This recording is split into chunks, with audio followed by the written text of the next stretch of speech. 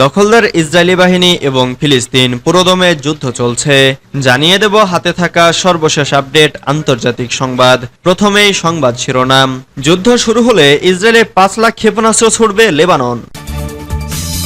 এরপর জানিয়ে দেব দুটি বড় স্যাটেলাইট উৎক্ষেপণ করবে ইরান। এদিকে হিজবুল্লায় যোগ দিতে চাওয়া যোদ্ধারা কারা? এরপর জানিয়ে দেব পরমাণু নীতি হালনাগাদ শুরু করেছে রাশিয়া। আরও জানিয়ে দেব সাইপ্রাস ইইউ এর সদস্য, হিজবুল্লাহর হুমকির জবাবে গ্রিস। সর্বশেষ জানিয়ে দেব উৎক্ষেপণের পর বসতি এলাকায় খসে পড়ল রকেটের অংশ। এতক্ষণ শুনছিলেন সংবাদ শিরোনাম, এবারে বিস্তারিত। তবে অনুরোধ থাকবে ভিডিওটিতে একটি লাইক করবেন এবং কমেন্ট করে জানিয়ে দেবেন কোন জেলা থেকে আপনি আমাদের এই ভিডিওটি দেখছেন। যুদ্ধ শুরু হলে ইসরায়েলে ৫ লাখ ক্ষেপণাস্ত্র ছুড়বে লেবানন। যে কোনো মুহূর্তে লেবাননে সর্বাত্মক হামলা শুরু করতে পারে ইসরায়েল। হামলার জন্য সব ধরনের প্রস্তুতি নিতে সেনাবাহিনীকে নির্দেশও দিয়েছে ইহুদিবাদী দেশটি। অন্যদিকে লেবাননের শক্তিশালী সশস্ত্র গোষ্ঠী হিজবুল্লাহ হুঁশিয়ারি দিয়ে বলেছে, ইসরায়েল হামলা চালালে সমুচীন জবাব দেবে তারা। ইসরায়েলের স্পর্শকাতর সব লক্ষ্যবস্তুর ফুটেজ প্রকাশ করে সেখানে ক্ষেপণাস্ত্র হামলার হুমকিও দিয়ে রেখেছে হিজবুল্লাহ।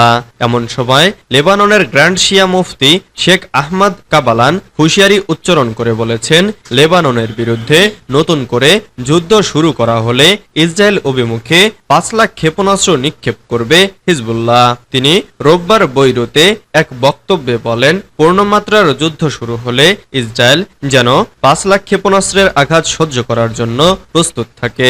এসব ক্ষেপণাস্ত্রের বিধ্বংসী ক্ষমতা ইহুদিবাদী দখলদার সরকারকে ৭০ বছর আগের অবস্থায় ফিরিয়ে নিয়ে যাবে। লেবাননের শিয়া গ্র্যান্ড মুফতি আরো বলেন, উত্তেজনা ছড়িয়ে দেওয়ার যে কোনো প্রচেষ্টা ইসরায়েলের স্বার্থ নয়, বরং প্রতিরোধ ফ্রন্টের স্বার্থ রক্ষা করবে। প্রতিরোধ ফ্রন্ট কেবল লেবাননের সার্বভৌমত্ব ও জাতীয় স্বার্থ রক্ষা করতে চায়। দুটি বড় স্যাটেলাইট উৎক্ষেপণ করবে ইরান। আগামী কয়েক সপ্তাহের মধ্যে ইরান দুটি গুরুত্বপূর্ণ স্যাটেলাইট উৎক্ষেপণ করবে বলে জানিয়েছেন দেশটির মহাকাশ সংস্থার প্রধান হাসান সালারিয়া। আগামী ২১ জুলাইয়ের আগে এই উৎক্ষেপণ শুরু হবে বলে জানিয়েছেন তিনি। ইরানের সরকারি বার্তা সংস্থা ইরনা এ খবর জানিয়েছে। সালারিয়া বলেন, ইরানের মহাকাশ সংস্থা বর্তমানে উপগ্রহ এবং উৎক্ষেপণযোগ্য রকেটগুলোর মধ্যে সামঞ্জস্যতা পরীক্ষা করছে। তিনি আরো বলেন, উৎক্ষেপণ এবং রকেট বহনের মধ্যে সামঞ্জস্যতা এবং যৌথ পরীক্ষাগুলো গুরুত্বপূর্ণ। এগুলো এমন সংবেদনশীল বিষয় যে কখনো কখনো কিছু প্রযুক্তিগত সমস্যার কারণে বিলম্বের কারণ হতে পারে। তবে সামঞ্জস্যতা পরীক্ষায় শতভাগ সাফল্য নিশ্চিত করার পরই স্যাটেলাইট উৎক্ষেপণ করা হবে বলে নিশ্চিত করেছেন তিনি। এর আগে গত মঙ্গলবার ইরানের যোগাযোগ মন্ত্রী ইও জারেপুর সাম্প্রতিক বছরগুলোতে দেশটির মহাকাশ ও যোগাযোগ খাতে উল্লেখযোগ্য অগ্রগতির কথা তুলে ধরেন। হিজবুল্লায় যোগ দিতে চাওয়া যোদ্ধারা কারা? লেবাননের সশস্ত্র গোষ্ঠী হিজবুল্লাহর সঙ্গে যোগ দিতে প্রস্তুত মধ্যপ্রাচ্যের ইরান সমর্থিত হাজারো যোদ্ধা। ইরান সমর্থিত দলগুলোর কর্মকর্তা ও বিশ্লেষকরা বলেছেন, বর্তমান সংঘাত পূর্ণ যুদ্ধে রূপ নিতে পারে এমন আশঙ্কায় ইসরায়েলের বিরুদ্ধে যুদ্ধে অংশ নেওয়ার প্রস্তাব দিয়েছেন তারা। রোববার এক প্রতিবেদনে এ খবর জানিয়েছে মার্কিন বার্তা সংস্থা এপি। কর্মকর্তারা বলেছেন, গত এক দশকে সিরিয়ার ১৩ বছরের সংঘাতে একত্রে যুদ্ধ করেছেন লেবানন, ইরাক, আফগানিস্তান এবং পাকিস্তানের ইরান সমর্থিত যোদ্ধারা।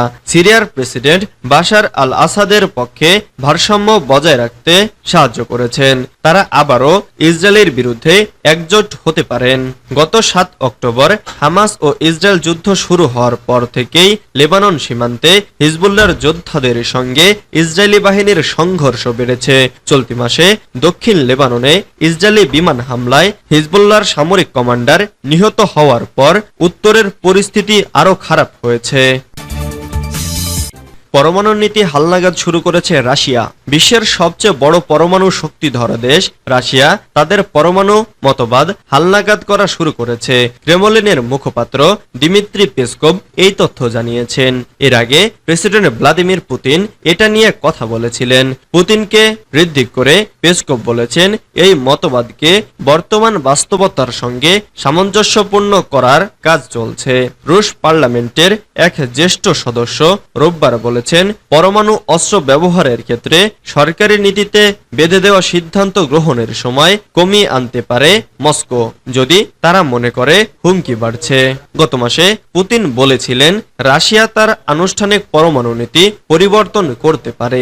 কোন শর্তে এ ধরনের অস্ত্র ব্যবহার করা যাবে তা নির্ধারণ করা হবে। ইউক্রেন যুদ্ধ 1962 সালের কিউবা ক্ষেপণাস্ত্র সংকটের পর রাশিয়া ও পশ্চিমা দেশগুলোর মধ্যে সবচেয়ে বড় সংঘাতের সূত্রপাত করেছে। সাইপ্রাস ইইউর সদস্য হিজবুল্লাহর হুমকির জবাবে গ্রিস। সম্প্রতি প্রতিবেশী দেশ সাইপ্রাসে হামলার হুমকি দিয়েছেন লেবাননের সশস্ত্র গোষ্ঠী হিজবুল্লাহর প্রধান হাসান নাসরুল্লাহ। তার পরিপ্রেক্ষিতে এবার গ্রিসের পররাষ্ট্রমন্ত্রী জার্সোস গেরাপেট্রিসিস বলেছেন, লেবাননের হিজবুল্লাহ গোষ্ঠীর পক্ষে সাইপ্রাস প্রজাতন্ত্রের বিরুদ্ধে হুমকি দেওয়া বেমানান। তিনি বলেন, সাইপ্রাস ইউরোপিয়ান ইউনিয়নের সদস্য। এর আগে অবশ্য গ্রিস বলেছিল, সাইপ্রাসে হামলার হুমকি জাতিসংঘ সনদের চরম লঙ্ঘন। গ্রিস সাইপ্রাসের পাশে আছে। হিজবুল্লাহ সাইপ্রাসে হামলার হুমকি দেওয়ার পর ইউরোপীয় ইউনিয়ন বলেছে, সাইপ্রাস ইইউ এর সদস্য। ইইউ মানে সাইপ্রাস আর সাইপ্রাস মানেই ইইউ।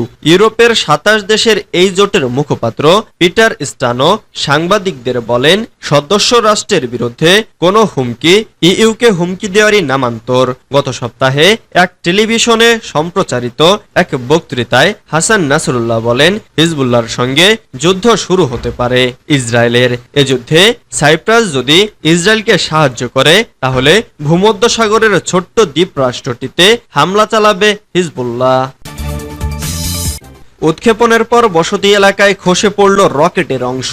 চীন এবং ফ্রান্স মিলে শনিবার 22 জন লং মার্চ 2C নামের একটি রকেট উৎক্ষেপণ করে। চীনের শিচাং স্যাটেলাইট লঞ্চ সেন্টার থেকে ভোর 3টার দিকে স্পেস ভেরিয়েবল মনিটর মহাকাশযানের সঙ্গে সেটি উৎক্ষেপণ হয়। রকেটটি ছিল আসলে বুস্টার। উৎক্ষেপণের কিছুক্ষণের মধ্যেই এর কিছু অংশ খসে পড়ে দেশের বসতি এলাকায় এবং তীব্র শব্দে বিস্ফোরণ ঘটে, যা ক্যামেরাবন্দি করেছেন সেখানকার বাসিন্দারা। সোশ্যাল মিডিয়ায় ওই মুহূর্তের ছবি এবং ভিডিও ভাইরাল হয়েছে। তাতে দেখা গেছে আকাশ থেকে হলুদ ধোঁয়ার একটি রেখা দ্রুত গতিতে নিচের দিকে